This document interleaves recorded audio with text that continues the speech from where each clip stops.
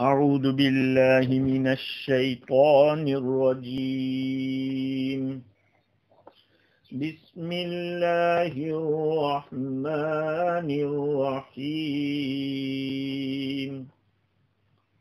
وكيف يحكمونك وعندهم التوراة فيها حكم الله ثم يتولون من بعد ذلك وما أولئك بالمؤمنين إنا أنزلنا التوراة فيها هدى ونور يحكم بها النبيون الذين أسلموا للذين هادوا والربانيون والأحبار بما استحفظوا من كتاب الله وكانوا عليه شهداء فلا تخشوا الناس واخشوني ولا تشتروا بآياتي ثمنا قليلا ومن لم يحكم بما أنزل الله فأولئك هم الكافرون صدق الله العظيم۔ معزز سامعین، بزرگوں، پیارے بھائیوں اور سننے والی خواتین، کل گزشتہ ہماری گفتگو یہ چل رہی تھی کہ منافقین اور یہود، ان کی جو عادتیں تھیں، حرام کھانا، شریعت کے احکام کے اوپر رشوت لینا اور جھوٹی باتوں پہ کان دھرنا، یہ باتیں اوپر گزری، جس میں اس سے پہلے دنیا میں رسوائی اور آخرت کے اندر عذاب عظیم بھی بتایا۔ منافقین کی دنیا میں رسوائی تو یہ ہوئی کہ ان کے نام کھل کے آ گئے، وہ اوپن ہو گئے کہ یہ منافق ہے،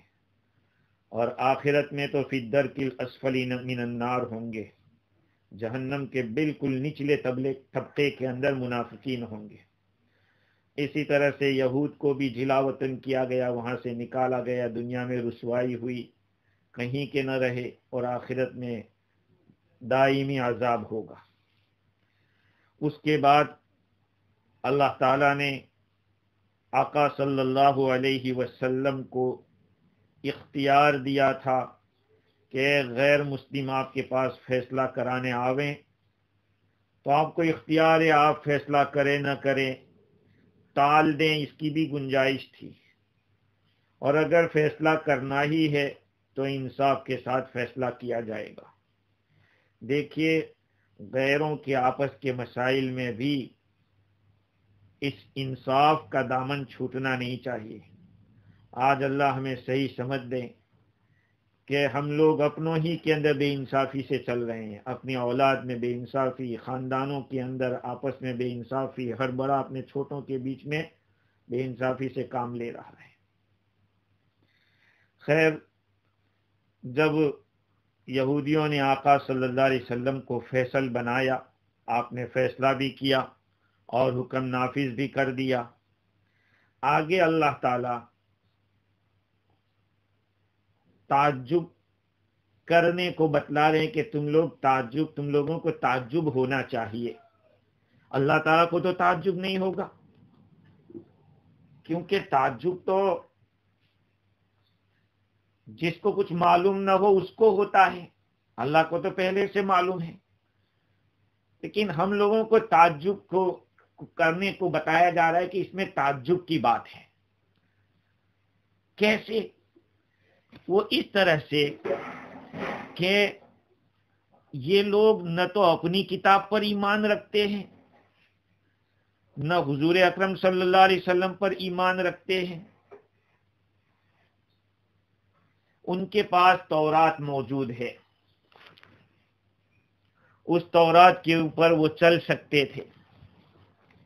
لیکن تورات کے حکم سے بچنے کے لیے ان لوگوں نے آقا صلی اللہ علیہ وسلم کو فیصل بنایا، حالانکہ ان کو علم تھا کہ تورات کے اندر زنا کی کیا سزا ہے، تو اپنی شریعت میں جو حکم تھا اپنی کتاب میں، اس حکم کو تو چھوڑا، اس سے اعراض کیا، حالانکہ اس کتاب کو وہ حق سمجھتے تھے کہ ہماری کتاب حق ہے، اس کو چھوڑا، اور پھر حضور اکرم صلی اللہ علیہ وسلم کو رخصت طلب کرنے کی غرض سے حکم بنانے کے لیے آئے، جس میں ان کا عقیدہ، ان کا اعتقاد تو غلط ہی تھا، یہ سوچ کر کہ کچھ چھٹی مل جائے گی تو عمل کر لیں گے، اور اگر چھٹی نہیں ملے گی تو ہم چھوڑ دیں گے۔ اس میں کئی قسم کی ان کی جہالت اور ان کی نادانی، ان کی سرکشی ظاہر ہوئی اس واقعے کے اندر، جیسے کہ امام فخر الدین رازی نے لکھا کہ ایک تو اپنی کتاب کے حکم سے حکم عدولی کی، ایک پھر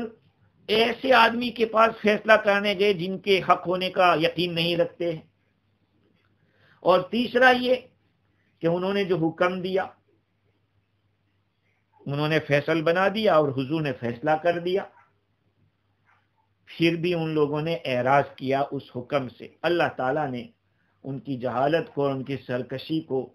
واضح کر دیا تاکہ کوئی دھوکہ کھانے والا دھوکہ نہ کھائے، یہ نہ سمجھے کہ یہ اہل کتاب میں سے ہے، اللہ کی کتاب والے نہیں ہیں، یہ خواہشات والے ہیں، یہ اللہ کے حکم کی حفاظت کرنے والے نہیں ہیں۔ اللہ تعالیٰ فرماتے ہیں وَكَيْفَ يُحَكِّمُونَكَ، یہ کیسے آپ کو فیصل بناتے ہیں، وَعِندَهُمُ التَّوْرَاةُ، حالانکہ ان کے پاس تورات ہے، فِيهَا حُكْمُ اللَّهِ، جس کے اندر اللہ تعالیٰ کا حکم موجود ہے، ثُمَّ يَتَوَلَّوْنَ مِن بَعْدِ ذَلِكَ، آپ کو فیصل بناتے ہیں پھر اس کے بعد وہ اعراض کر رہے ہیں، یہ ثم ان کی اور دور کی جہالت کو بتلا رہے ہیں،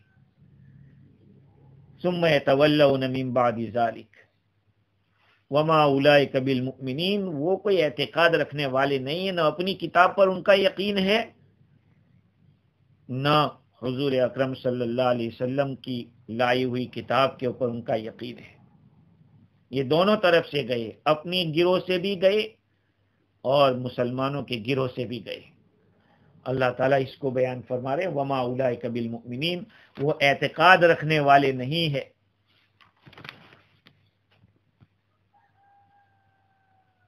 آگے کی جو آیت ہے اس کے اندر اللہ رب العزت نے قرآن مجید کو کے جو احکام ہے اس کو ہمیشہ ہمیش کے لیے عمل کرنے کے لیے اللہ نے اتارا ہے، چنانچہ پورے رکوع کے اندر اللہ تعالیٰ نے اس کو بیان کیا۔ اس آیت کا ماقبل سے ربط یہی ہے کہ اوپر کی آیتوں کے اندر اللہ رب العزت نے یہود و نصارہ ان دونوں کی جو بری خصلتیں، جو پرانی خصلتیں تھی، رشتہ داروں کے معاملات کے اندر شریعت کو چھوڑ دینا، کبھی جاہو مال کی لالچ میں لوگوں کی خواہش کے مطابق فیصلہ کر دینا، فتویٰ بدل دینا، اس کو اللہ تعالیٰ نے اوپر بیان کیا تھا۔ اب اس جگہ کے اوپر اللہ تعالیٰ نے تورات کے اور قرآن مجید کے اور انجیل کے اپنے اپنے زمانے کے اندر اللہ تعالیٰ نے جو کتابیں عطا فرمائی اس پر عمل کرنا کہاں تک ضروری ہے۔ یہود کو اللہ تعالیٰ نے پہلے مخاطب کیا اور ابتدائی 2 آیتوں کے اندر متنبہ فرمایا، قصاص کا حکم، قصاص کے بعض احکام کو بھی اللہ تعالیٰ نے اس مناسبت سے بیان کیا، پچھلے واقعے کے اندر جو ہوا تھا، یہود کی سازش ہوئی تھی قصاص کے متعلق، ایک آدمی کو، بنو نذیر کے آدمی کو بنو قریظہ نے قتل کر دیا تھا۔ پھر تیسری آیت میں اہل انجیل یعنی نصارہ کو خطاب کیا اللہ تعالیٰ نے، اور قانون کے خلاف کوئی قانون جاری کرنے پر سخت تنبیہ فرمائی۔ اس کے بعد چوتھی اور پانچویں آیت اور چھٹی آیت کے اندر رسول اکرم صلی اللہ علیہ وسلم کو خطاب کر کے مسلمانوں کو اسی مضمون کے متعلق ہدایت دی، وہ اہل کتاب کی اس بیماری میں مبتلا نہ ہو جائے کہ عہدوں کی لالچ کے اندر اور مال کی لالچ کے اندر اللہ کے حکام کو بدلنے لگے، یا اس کے قانون کے خلاف کوئی نیا قانون اپنی طرف سے جاری کرنے لگے۔ اللہ تعالیٰ نے اس سے روکا۔ گویا کہ اس پورے رکوع کے اندر یہود و نصارہ اور مسلمان سب کے بارے میں اللہ تعالیٰ نے خطاب کیا، اور اس کے ساتھ ساتھ اصولی مسئلہ بھی بیان کر دیا کہ اگرچہ عقائد اور اللہ تعالیٰ کی اطاعت سارے انبیاء کرام ایک ہی بات لائے، عقائد کے اندر بھی سب کا عقیدہ ایک، اور طریقے کے اندر بھی اللہ کے حکم کے پابند رہنا، نبی کے طریقے پہ چلنا، البتہ فروعی مسائل میں کچھ اختلاف ہے، جزوی اختلاف ہے، اور یہ بتلا دیا کہ ہر پیغمبر کو جو شریعت دی گئی تھی اس کے زمانے میں وہی حکمت کے مطابق اور واجب الاتباع تھی۔ جب اس کو منسوخ کر کے، اس کو کینسل کر کے دوسری شریعت لائی گئی تو وہ اللہ تعالیٰ کی حکمت ہی کا تقاضا تھا کہ اب اس کے اوپر چلنا پڑے گا۔ تو یہ اللہ تعالیٰ کی مرضی کی بات ہے، کسی حکم کو کسی وقت کے لیے، پوری دنیا کی حکومتوں میں اس طرح چلتا ہے کہ ایک حکم ایک وقت تک کے لیے ہوتا ہے، دوسرا حکم پھر شروع ہو جاتا ہے، پھر وہ حکم ختم ہو کے پھر پہلا حکم آتا ہے۔ یہ دنیا کے اندر جب انسانوں کے بنائے ہوئے قانون میں یہ ہے تو وہ تو انسان کی کمزوری ہے، یا یہ ہے کہ انسان اپنے فوائد کے لیے، اور اللہ رب العزت نے اپنی حکمت سے حضرت انسان کے فوائد ہے یا اللہ کی اس میں کیا حکمت ہے وہ تو اللہ ہی جانتا ہے۔ ایک شریعت کو لا کے اس کو ایک وقت مقررہ تک رکھا، پھر دوسری شریعت لائے، تیسری لائے، اور آخر میں آقا صلی اللہ علیہ وسلم کی شریعت قیامت تک کے لیے لا دی گئی۔ خیر، اللہ تعالیٰ نے پہلی آیت کے اندر تورات کا تذکرہ کیا ہے، اس کا ترجمہ یہ ہے، اِنَّا أَنزَلْنَا التَّوْرَاةَ فِيهَا هُدًى وَنُورٌ، ہم نے تورات اتاری جس کے اندر ہدایت ہے، جس کے اندر ہدایت تھی اور روشنی اور وضاحت تھی۔ يَحْكُمُ بِهَا النَّبِيُّونَ الَّذِينَ أَسْلَمُوا لِلَّذِينَ هَادُوا، بنی اسرائیل کے انبیاء جو کہ اللہ تعالیٰ کے حکم کے فرمانبردار تھے وہ فیصلہ کرتے تھے یہودیوں کے لیے، اور اسی طرح سے اہل اللہ اور علماء بھی فیصلہ کرتے تھے اسی کے مطابق، اس وجہ سے کہ ان لوگوں سے حفاظت چاہی گئی تھی اللہ کی کتاب کی، ان کو نگہبان بنایا گیا تھا اللہ کی کتاب پر۔ وَكَانُوا عَلَيْهِ شُهَدَاءَ، اور وہ اس پر اقرار کرنے والے تھے۔ فَلَا تَخْشَوُا النَّاسَ وَاخْشَوْنِ وَلَا تَشْتَرُوا بِآيَاتِي ثَمَنًا قَلِيلًا، سو تم لوگ نہ ڈرو لوگوں سے اور مجھ سے ڈرو، اور میری آیتوں کے مقابلے میں تھوڑا سا سمن مت حاصل کرو، تھوڑا سا مال حاصل مت کرو۔ وَمَن لَّمْ يَحْكُم بِمَا أَنزَلَ اللَّهُ فَأُولَٰئِكَ هُمُ الْكَافِرُونَ، اور جو آدمی اللہ تعالیٰ کے کلام کے موافق فیصلہ نہ کرے وہ کافر ہے۔ اللہ نے جو کلام اتارا ہے اس کے مطابق فیصلہ نہ کرے تو وہ لوگ کافر ہیں۔ یہ پہلی آیت کریمہ ہے جس کے اندر اللہ رب العزت نے تورات موسیٰ علیہ السلام پر اتاری، اس کو اللہ نے بیان کیا، اِنَّا أَنزَلْنَا التَّوْرَاةَ فِيهَا هُدًى وَنُورٌ، اس کے اندر ہدایت تھی اور اس میں روشنی تھی۔ اس میں اشارہ اس بات کی طرف ہے کہ آج جو شریعت تورات کو منسوخ کیا جا رہا ہے تو اس میں تورات میں کوئی کمی تھی اس لیے نہیں، بلکہ وہ تو زمانہ بدلا، حالات بدلے، اور اللہ تعالیٰ کا فیصلہ پہلے سے طے تھا، اس لیے تورات کو منسوخ کیا گیا، کینسل کیا گیا۔ باقی جو اللہ تعالیٰ نے آسمان سے اتاری تھی اس کتاب کے اندر کوئی کمی نہیں تھی، مکمل تھی، ورنہ اتارنے والا تو اللہ ہی ہے۔ اللہ فرما رہے کہ انا انزلنا التوراۃ، ہم نے تورات اتاری ہے جس کے اندر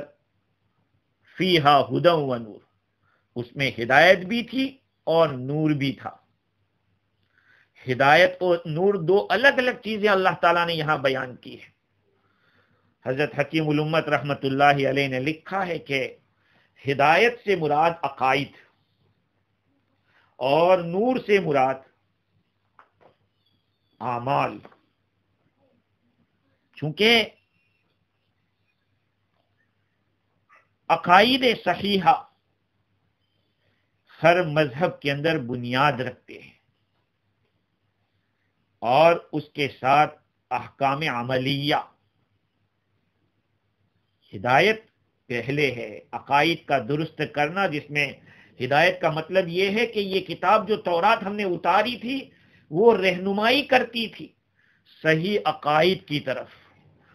اور نور بھی تھا اس کتاب کے اندر، یعنی اس کتاب کے ذریعے لوگوں کی عملی زندگی بنتی تھی، وہ عملی زندگی کے اندر روشنی کا کام دیتی تھی۔ یہ ہے تو عقائد کے اندر توحید ہے، نبوت ہے، آخرت ہے، یہ سب چیزیں آ گئی۔ یحکم بها النبیون الذین اسلموا للذین ہادوا، اس کے ذریعے، تورات کے ذریعے فیصلہ کرتے تھے وہ انبیاء جو کہ مطیع اور فرما بردار رہے، یعنی موسیٰ علیہ السلام کے بعد بنی اسرائیل میں جتنے انبیاء تشریف لائے، ہزاروں نبی آئے ہیں موسیٰ علیہ السلام کے پاس بعد، ان کے پاس جو کوئی دوسری کتاب نہیں تھی، ان کے پاس یہی تورات تھی، اور اللہ نے ان کو حکم دیا تھا کہ وہ تورات کو قائم کرے، تورات کے اندر جو حدود بیان کیے اس کو لوگوں پر نافذ کرے، اس میں جو فرائض بیان کیے ان کو ادا کرے، اس کے حلال کو حلال سمجھے، اس کے حرام کو حرام سمجھے۔ وہ ساری چیزیں تھیں۔ یاد رکھیں اس بات کو کہ ان کے پاس آج جو تورات کا نسخہ ہے وہ نسخہ نہیں ہے جو اللہ تعالیٰ نے حضرت موسیٰ علیہ السلام کو عطا کیا تھا، بلکہ موسیٰ علیہ السلام کے بعد بہت بعد کے زمانے کی یہ تصنیف آج کل جو چل رہی ہے وہ بعد میں اس کو چینج کر دیا گیا، وہ چل رہی ہے، ڈپلیکیٹ چل رہی ہے۔ لیکن جو اللہ نے اوریجنل اتاری تھی اس کے ذریعے تو کام اللہ تعالیٰ نے یہ لیا کہ وہ انبیاء کرام جو کہ اللہ کے مطیع تھے، جو اسلام لائے تھے، دیکھو سمجھنے کی بات ہے، نبی تھے، نبوت کا درجہ تو اونچا ہوتا ہے، ہم سب مسلمان ہیں لیکن نبی نہیں ہم، نعوذ باللہ، تو اسلام کا درجہ نیچے ہوتا ہے، نبوت کا درجہ اوپر ہوتا ہے، لیکن یہاں نبیوں کی صفت بیان کی، ایسی صفت جو ایسا لگ رہا ہے کہ اونچا درجہ ہے، اس سے نیچے اتارا گیا ہے، ایسا نہیں ہے، بلکہ تفسیر روح البیان کے اندر اس کا جواب دیا ہے کہ دراصل بات یہ ہے کہ کبھی کبھی صفت کی عظمت کو بیان کرنا ہو، کوئی صفت، کوئی کوالٹی کو کی ویلیو کو بتلانا ہو، تو پھر موصوف بڑا ہو اس کے ساتھ وہ صفت لگا دی جاتی ہے۔ جیسے کہ ایک شاعر نے کیا کہا، ما ان مدحت محمدا بمقالتی لیکن مدحت مقالتی بمحمدی، میں نے اپنے مقالے کے ذریعے محمد صلی اللہ علیہ وسلم کی تعریف نہیں کی ہے، بلکہ محمد عربی صلی اللہ علیہ وسلم کے ذریعے اپنے مقالے کی تعریف کی ہے۔ میں نے حضور کی تعریف کی تو میرا مقالہ قیمتی ہو گیا ہے، یہ نہیں ہے کہ میرے مقالے نے حضور کی قیمت کو بڑھایا یا حضور کی تعریف کی ہے۔ ارے اللہ کے نبی کا مقام بہت اونچا ہے، تو حضور کا تذکرہ کیا تو میری بات قیمتی ہو گئی، ورنہ میری بات میں میری بات کی کوئی قیمت نہیں۔ قیمت اگر اس میں آئی ہے تو محمد عربی صلی اللہ علیہ وسلم کے تذکرے سے کہا۔ اسی طرح سے انبیاء کرام کے اندر یہ جو صفت بتائی کہ وہ لوگ مطیع اور فرما بردار تھے، تو اصل صفت تو یہی ہے، مطیع اور فرما بردار ہونا۔ اب یہ اللہ تعالیٰ نے نبیوں کا تذکرہ کیا کہ نبی فیصلہ کرتے تھے، ارے نبی فیصلہ کرتے تھے، حالانکہ ان کے پیچھے چلنے والے بہت سارے لوگ ہوتے تھے، پھر بھی ان نبیوں نے تورات کے ذریعے فیصلہ کیا۔ ان کے ماننے والے تھے، وہ لوگوں کے مقتدا بنے ہوئے تھے، اس کے باوجود انہوں نے تورات کے ذریعے فیصلے کیے۔ حضرت موسیٰ علیہ السلام سے لے کر عیسیٰ علیہ السلام کے زمانے تک اس میں کتنے، بعضوں نے 4000 نبی بتائے ہیں، بعضوں نے 1000 نبی بتلائے ہیں، یہ سب تورات کے ذریعے فیصلہ کرتے تھے۔ اور یہ بات بھی یاد رہے کہ حضرت عیسیٰ علیہ السلام، داؤد علیہ السلام پہلے گزرے ہیں عیسیٰ علیہ السلام سے، ان کے پاس زبور تھی، زبور کے اندر واعظ و نصیحت تھی، راز کی باتیں تھی، وہ جو فیصلہ کرتے تھے وہ تورات ہی پڑھ دیتے تھے، حضرت داؤد علیہ السلام بھی۔ اسی طرح سے حضرت عیسیٰ علیہ السلام تشریف لائے، وہ انجیل کے ذریعے بعض احکام جو تورات کے تھے اس کو کینسل کیا گیا، منسوخ کیا گیا، لیکن جو دوسرے مسائل تھے وہ تورات کے مطابق فیصلہ کرتے تھے۔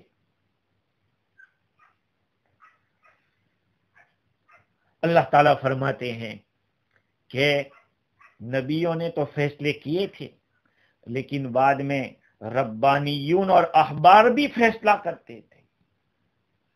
یہودیوں کے جو حقانی علماء ہوتے تھے، حقانی علماء، اور فقہا، احبار کے معنی فقہا، امام رازی نے لکھا کہ ربانی یہ مجتہد علماء ہوتے تھے، اور احبار جو ہوتے تھے وہ ان سے کم درجے کے علماء ہوتے تھے، کہ یہ لوگ بھی فیصلہ کرتے تھے اس کے ذریعے۔ اللہ تعالیٰ فرماتے ہیں کہ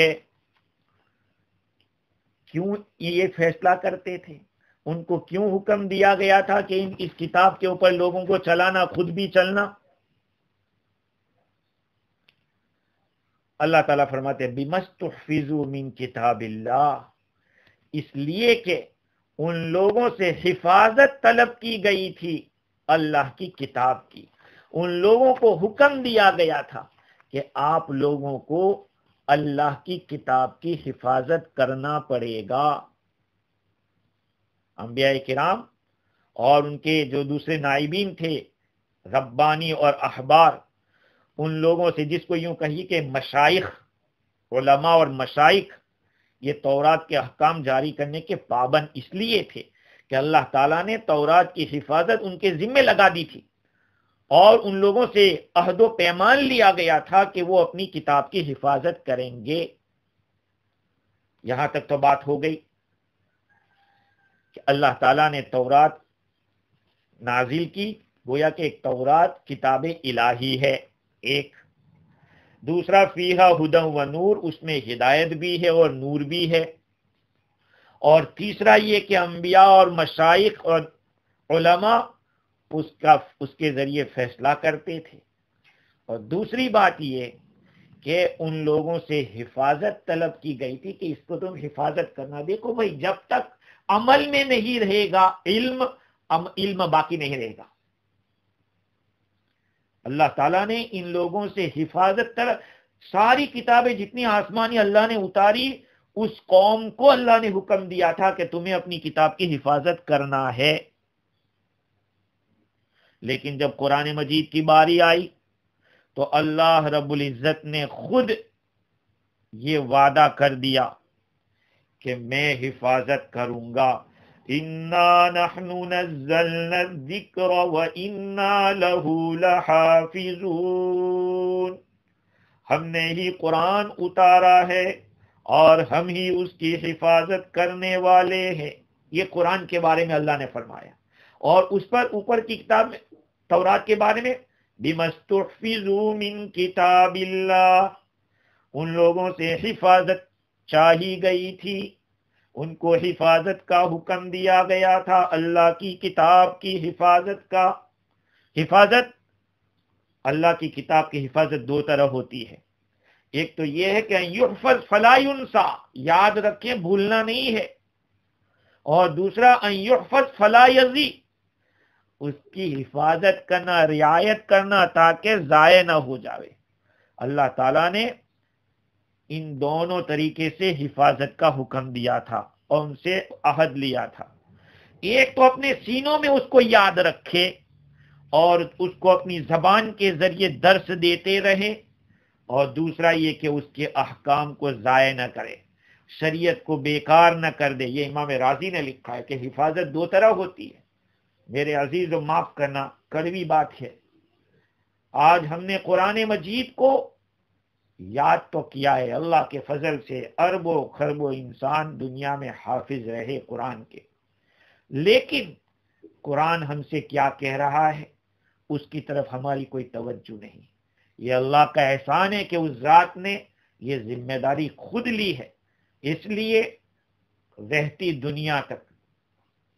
جب اللہ رب العزت کو یہ دنیا ختم کرنا ہوگا، اللہ تعالیٰ علماء کو اٹھا لے گا. علم ایسے نہیں لے لے گا سینوں سے، بلکہ علماء کو اٹھا لے گا اور پھر علم اٹھ جائے گا. تو قرآن مجید کی حفاظت کے دونوں طریقے آج تک چلتے رہتے ہیں، اور جب تک اللہ چاہے گا چلتا رہے گا. حافظ بھی انشاءاللہ ہوتے رہیں گے، اور قرآن مجید کی تفسیر اور اس کے معنی کو بیان کرنا اور اس پر عمل کرنا یہ بھی ہوتا رہے گا. خیر، آگے اللہ تعالیٰ فرماتے ہیں، یہاں پہ بعض مفسرین نے لکھا کہ یحکم بها النبیون، تو کون سے انبیاء؟ تو میں نے جیسے تفسیر میں کہا کہ انبیاء بنی اسرائیل، اور بعض لوگوں نے تو حضور اکرم صلی اللہ علیہ وسلم کا تذکرہ کیا. امام قرطبی نے لکھا ہے کہ حضور صلی اللہ علیہ وسلم مراد ہے، کیونکہ حضور نے ابھی جیسے فیصلہ کیا کہ تمہاری تورات میں کیا ہے، تو ان لوگوں نے چھپایا. پھر ابن سوریہ کو قسم دے کر حضور نے پوچھا اور بتایا کہ ہاں ہماری کتاب میں یہی حکم ہے رجم کرنے کا، سنسار کرنے کا. اب ایک سوال یہ رہ جاتا ہے کہ اس شریعت کو، یعنی حضور اکرم صلی اللہ علیہ وسلم کی لائی ہوئی شریعت میں اگلی جو شریعتیں ہیں اس کے اوپر عمل کرنے کا کیا معاملہ ہوگا؟ اس کا جواب یہ ہے، جمہور علماء و فقہا نے یہ کہا کہ جب تک اگلی شریعت کا حکم کینسل ہونا ہمیں معلوم نہ ہو جائے وہاں تک تو اس پر عمل ہوتا رہے گا. اور دوسرا قول یہ ہے کہ اگلی شریعتوں میں سے جو باتیں بطور تعلیم یا عمل نقل کی گئی اس پر ہم عمل کرتے ہیں. قرآن مجید میں اس کا تذکرہ ہوا کہ اس طرح کا ہوا تھا اور یہ عمل تھا، اس پر ہم عمل کرتے رہیں گے، کیونکہ یہ قرآن ہی پر عمل کرنا ہے. یہ قرآن ہی پر عمل کرنا ہے. یوں کہا جائے گا کہ اس شریعت کا اگلی شریعت کے ساتھ توافق ہوا ہے کہ پہلی شریعت میں تو حکم تھا اور اس شریعت میں بھی، قرآن میں بھی اس کا تذکرہ آ گیا، حضور نے اس کو بیان کر دیا، تو گویا کہ دونوں کے اندر توافق ہوا. یہ نہیں کہیں گے کہ ہم تورات پہ عمل کر رہے ہیں، اس لیے کہ آقا صلی اللہ علیہ وسلم کی لائی ہوئی شریعت بذات خود کامل اور مکمل اور بغیر کسی اور شریعت کو سابق شریعت کے ملانے کی ضرورت نہیں اس شریعت میں. یہ تو ایسے ہی کامل اور مکمل ہے، جامع ہے یہ شریعت. تو اگر اگلی شریعت کا کوئی حکم باقی ہے تو ہم یہ نہیں کہیں گے کہ ہم اس شریعت پہ عمل کریں، ہم قرآن پہ عمل کریں، حضور کی شریعت پر، اس لیے کہ حضور نے اپنی زبان سے بیان کیا ہے، کتاب اللہ کے اندر اس کا تذکرہ ہے. آگے اللہ تعالی فرماتے ہیں کہ وَقَانُوا عَلَيْهِ شُهَدَاءَ، وہ لوگ تو اس پر اقرار بھی کرتے تھے اس بات پر کہ یہ جو تورات ہے وہ اللہ کی طرف سے آئی ہوئی کتاب ہے، وہ ان کا اقرار بھی تھا. اور ابن عباس رضی اللہ تعالیٰ فرماتے ہیں کہ حضور اکرم صلی اللہ علیہ وسلم کا جو فیصلہ تھا اس فیصلے پر بھی وہ اقرار کرتے تھے کہ یہ حکم ہے تورات کے اندر. تو اب سوال یہ ہے کہ پھر تم کرتے کیوں ہو، مصیبت یہ کیوں کر رہے ہو کہ شریعت کے خلاف چل رہے ہو؟ انسان اللہ کے حکم کے خلاف جو کر رہا ہے وہ تو دو وجہ میں سے کسی ایک وجہ سے کرتا ہے، جس کو امام رازی رحمت اللہ علیہ نے اپنی تفسیر کے اندر لکھا ہے کہ کوئی بھی قوم کتاب کو چینج کرنے کے اوپر اقدام کرتی ہے یا قدم اٹھاتی ہے تو یا تو کسی کے ڈر کی وجہ سے، لخوف و رہبت، ڈر کی وجہ سے، کسی کے فورس کی وجہ سے کر رہی ہے، یا یہ کہ کوئی لالچ کی وجہ سے یا کوئی امید کی وجہ سے ایسا کر رہی ہے. نفع، پہلے تو نقصان اور دوسرا کوئی نفع. چونکہ انسان زیادہ تر ڈرتا ہے نقصان سے، اس لیے نقصان کو پہلے بیان کیا. فَلَا تَخْشَوُا النَّاسَ وَاخْشَوْنِ، تم لوگوں سے مت ڈرو، مجھ سے ڈرو، اللہ تعالیٰ فرما رہے. تو پہلے اس کو بیان کیا کہ میری کتاب کو چینج کرنے کے لیے لوگوں سے ڈرنے کی ضرورت نہیں، بادشاہوں سے ڈرنے کی ضرورت نہیں ہے، شریفوں سے، مالداروں سے ڈرنے کی ضرورت نہیں ہے کہ تم ان کے اوپر جو حدود واجب ہوئے اس کو تم ساقط کر دو اور کسی ہیلے سے اللہ کے حکم سے نکل جاؤ. لوگوں سے کیا ڈرتے ہو، بلکہ مجھ سے ڈرو، میری سزا سے ڈرو، میرے عقاب سے ڈرو. ہاں، اور وَلَا تَشْتَرُوا بِآيَاتِي ثَمَنًا قَلِيلًا، اور میری آیتوں کے بدلے میں تھوڑا سا ثمن حاصل مت کرو، تھوڑا سا مال حاصل مت کرو. بھئی جیسے میرے حکم کے خلاف کرنے میں لوگوں کا ڈر یا لوگوں کا فورس آپ کو روک نہ سکے، یعنی میرے حکم پر چلنا ہے، لوگوں کی وجہ سے آپ کو رکنا نہیں، ایسے ہی مال کی لالچ کی وجہ سے بھی میرے حکم کو نہیں چھوڑنا ہے. ہاں، جیسے میں نے تم کو روکا ہے لوگوں کے خوف سے میرے حکم کو بدلنے سے، ایسے ہی میں تم کو روکتا ہوں کسی لالچ، مال کی لالچ یا عہدے کی لالچ میں، رشوت کی لالچ کے اندر تم لوگ میرے حکم کو بدل دو، اس سے میں تم کو روکتا ہوں. تھوڑا سمن اللہ نے فرمایا تو کیا زیادہ ہو تو چل جائے گا؟ یاد رکھو، پوری دنیا بھی مل جائے قرآن کے ایک حکم کے مقابلے میں ہیچ ہے، اللہ کے ایک حکم کے مقابلے میں ہیچ ہے. آج ہم لوگ یہ سوچتے ہیں کہ ارے بڑی قیمت دے دی اس نے. اللہ کے ایک حکم کو میرے عزیزو پوری دنیا بھی اس کا بدلہ نہیں چکا سکتی، اس لیے پوری دنیا بھی ملتی ہو تو اس کو خیر بات کہہ دو، مقدر کا جو ہے وہ مل کے رہے گا. آج بھی اللہ تعالی ہمیں معاف فرمائے. ہم علماء کی ذمہ داری ہے کہ امیروں سے ڈر کے اور کمیٹیوں سے اور لیگ سے ڈر کے شریعت کے حکم کے اندر ہم لوگ جو کھیل کھیلتے ہیں یا تو خاموش ہو جاتے ہیں. جہاں پہ خاموش نہیں رہنا چاہیے وہاں خاموش رہے، اس کا یہ مطلب کہ آپ بھی اس حکم میں شامل تھے، آپ راضی تھے. جہاں خاموشی، کہتے ہیں خاموشی رضامندی کی دلیل ہے، جہاں بولنا چاہیے وہاں تو بولنا ہی پڑے گا. اس کے اندر میں تو ایک بات سمجھتا ہوں کہ اس میں عوام بھی ذمہ دار ہے، علماء کی مدد نہیں کرتے ایسے موقع پہ۔ صحیح علماء سے پوچھو مسئلہ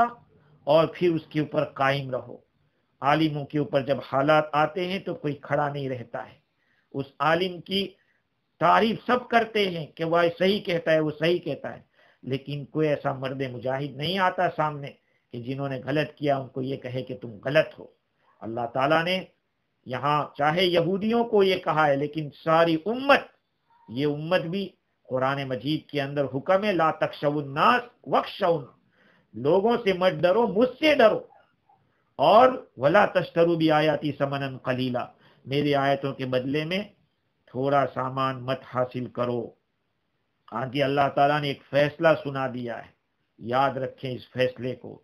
وَمَن لَّمْ يَحْكُم بِمَا أَنزَلَ اللَّهُ فَأُولَٰئِكَ هُمُ الْكَافِرُونَ۔ جو آدمی فیصلہ کرے، جو آدمی فیصلہ نہ کرے اس حکم کے مطابق جو اللہ نے اتارا ہے تو وہ کافر ہے۔ ہاں، یہ آیت چاہے ڈرانے کے لیے ہے تو یہودیوں کے لیے، خطاب تو ان کے ساتھ ہو رہا تھا، کیونکہ انہوں نے اللہ کے حکم کو بدلا تھا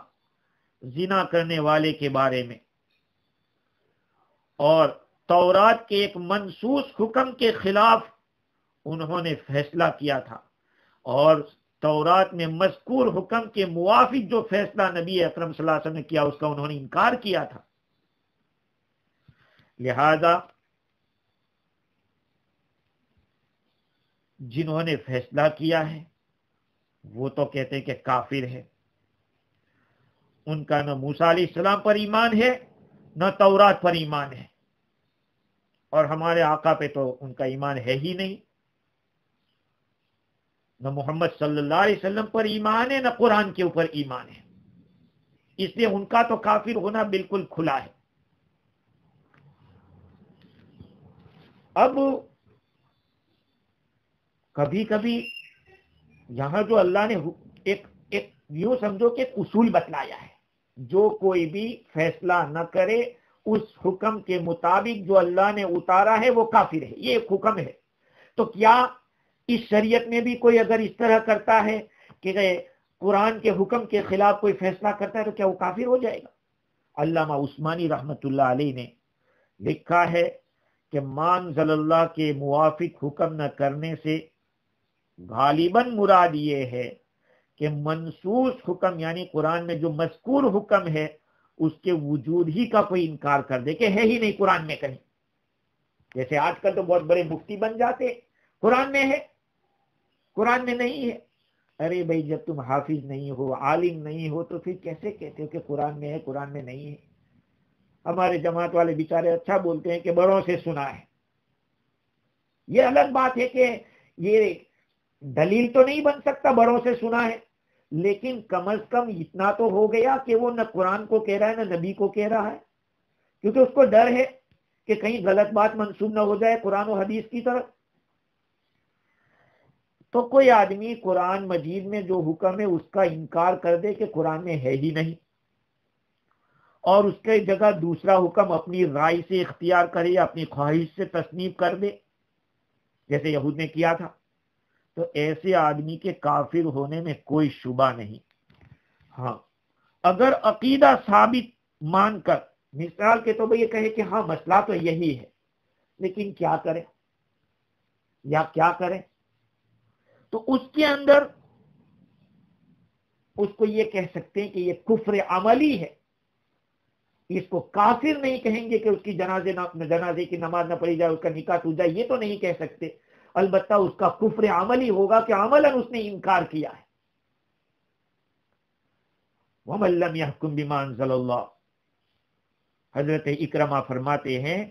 کہ جو آدمی اپنے دل سے انکار کرتا ہے، زبان سے انکار کرتا ہے، اس کے بارے میں ہے کہ وہ کافر ہے۔ جو آدمی دل سے تو مانتا ہے کہ یہ اللہ کا حکم ہے، زبان سے اقرار کرتا ہے کہ اللہ کا حکم ہے، لیکن عملی طور پر وہ اس کے خلاف کر رہا ہے، تو یوں کہا جائے گا کہ یہ حکم کا چھوڑنے والا ہے، وہ اس آیت میں داخل نہیں ہوگا، اس کو کافر نہیں کہا جائے گا۔ وَمَن لَّمْ يَحْكُم بِمَا أَنزَلَ اللَّهُ فَأُولَٰئِكَ هُمُ الْكَافِرُونَ، جو آدمی فیصلہ نہ کرے اس حکم کے مطابق جو اللہ تعالیٰ نے نازل فرمایا ہے تو وہ لوگ کافر ہیں۔ اس کلام کے ذریعے بقول امام رازی کے یہود کو دھمکایا گیا ہے اللہ کے حکم کی تحریف کی طرف وہ آگے نہ بڑھے جیسے انہوں نے پہلے کیا، کیونکہ یہ حکم ان کے یہاں تورات میں منسوخ تھا اور انہوں نے کہا تھا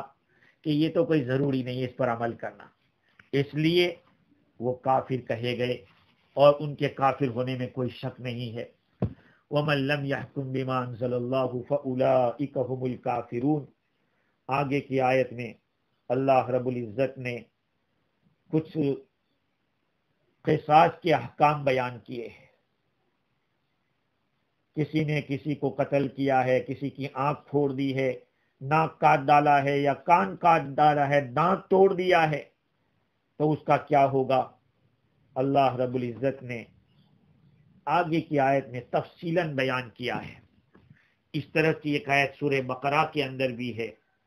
انشاءاللہ مزید گفتگو آئندہ کل اس کے اوپر کریں گے، اس کے اندر کچھ احکام بھی ہے۔ اللہ تعالیٰ مجھے اور آپ کو دین کی صحیح سمجھ عطا فرماوے، عمل کرنے والا بناوے، اور قرآن مجید کے ساتھ وابستگی موت تک اللہ تعالیٰ اس کے ساتھ جوڑ کے رکھے۔ وآخر دعوانا ان الحمد للہ رب العالمین۔